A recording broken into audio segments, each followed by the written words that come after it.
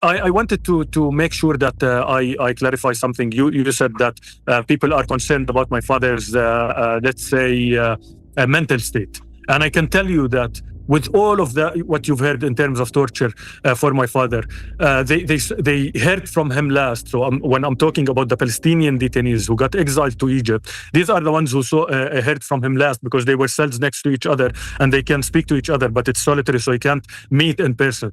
But they would talk all the time. And they said that while he was recovering, barely recovered, what he did is that he started to teach those prisoners through the window, talking to them, giving them classes from 6 to 8 hours in political science, in history, in Israeli studies, and so on. Because you need to know something about my father.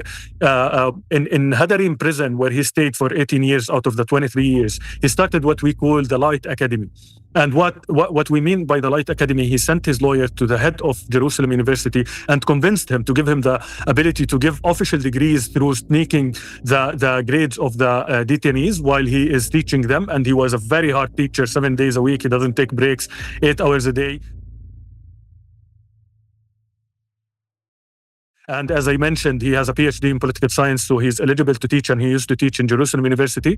He's graduated more than 450 Palestinian detainees with bachelor's degrees, more than 200 with master's degrees in Israeli studies. He is, of course, fluent in Hebrew, Arabic, and English. And that's what he continued, despite all that torture, to try and teach them as good as he can.